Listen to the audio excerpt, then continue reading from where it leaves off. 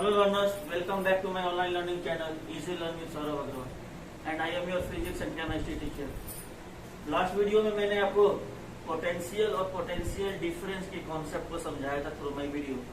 I hope वो concept आप लोगों को समझ में आ गया होगा।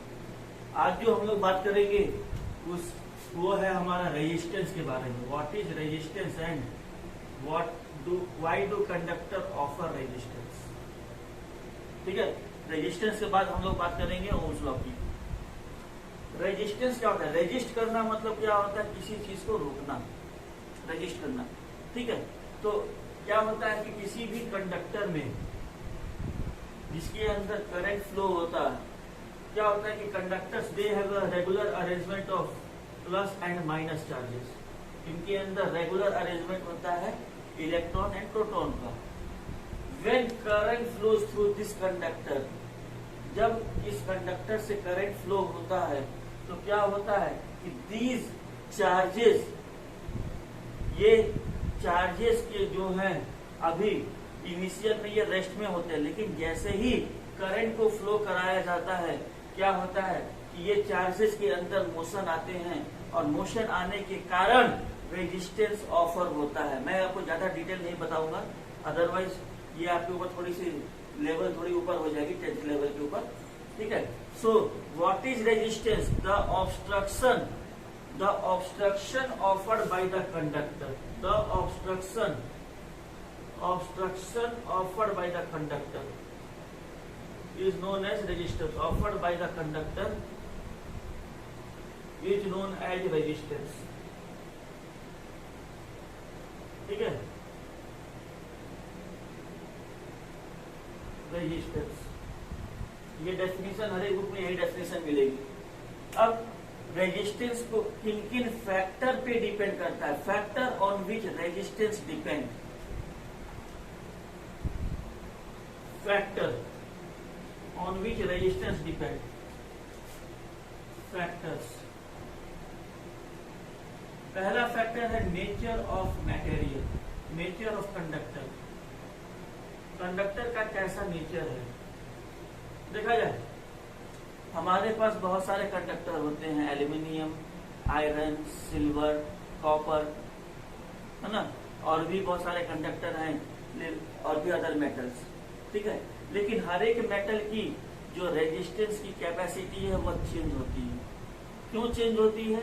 तो हर एक कंडक्टर के अंदर जो प्लस और माइनस चार्जेस का रेगुलर अरेंजमेंट है वो डिफर करता है।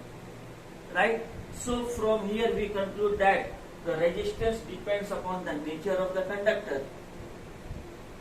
For example copper, aluminium, silver, they offer less resistance and other जो कंडक्टर हैं they offer high resistance. Clear? Second बात, length of the conductor. Length of the conductor,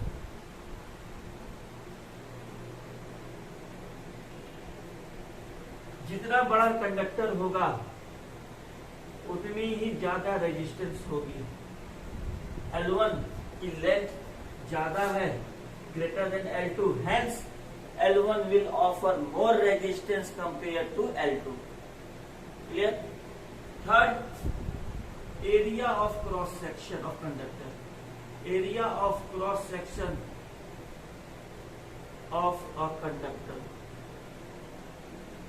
cross section area का मतलब क्या होता है पहले मैं आपको ये समझा दूं, देन मैं अपने सब्जेक्ट पे आऊंगा।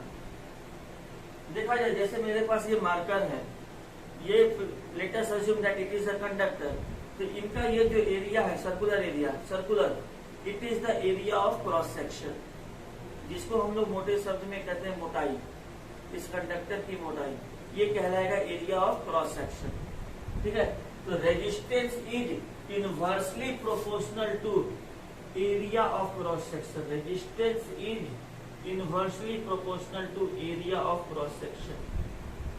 Area of cross section. And length के लिए resistance is directly proportional to length of conductor.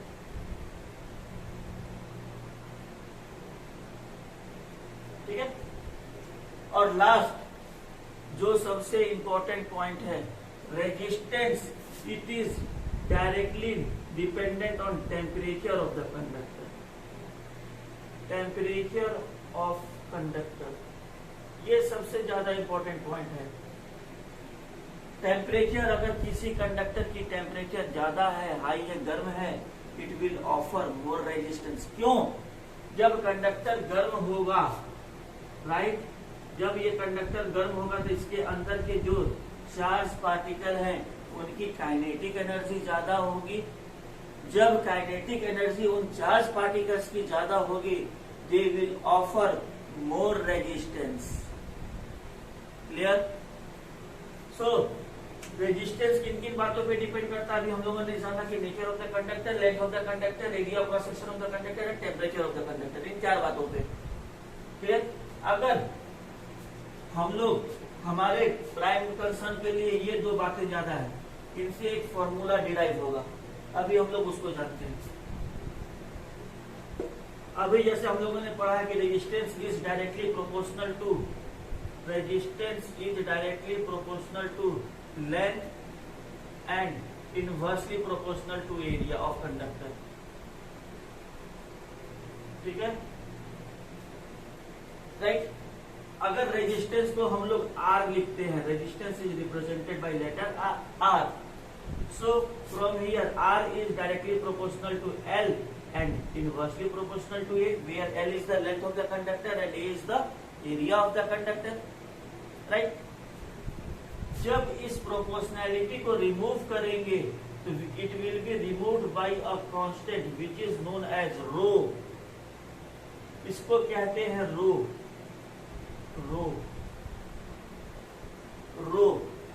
ठीक है, इसका ये कांस्टेंट होता है हर एक conductor. This rho is constant for every conductor which is known as specific resistance. इस रो का नाम क्या है?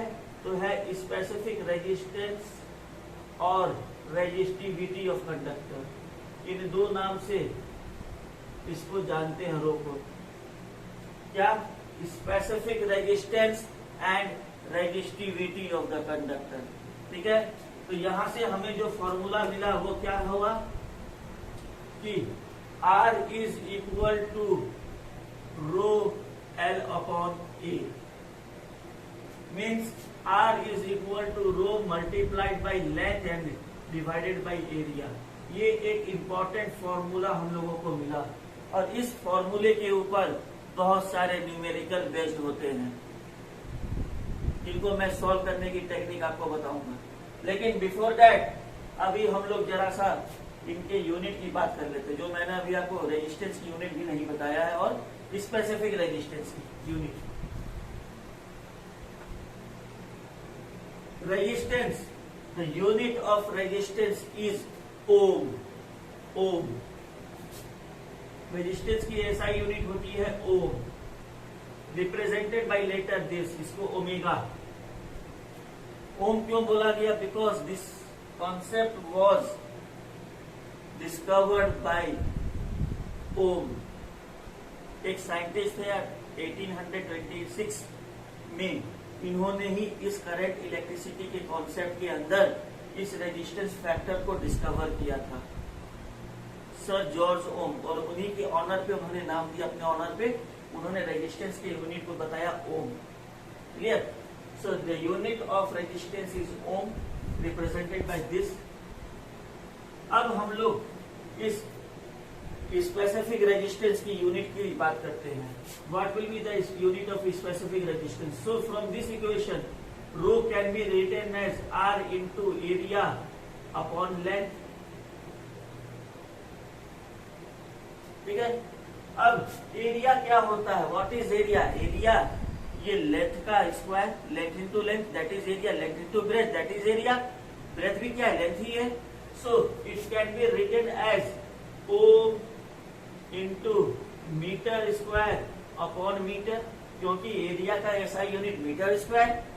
सो यहाँ पे क्या आया? Ohm metre.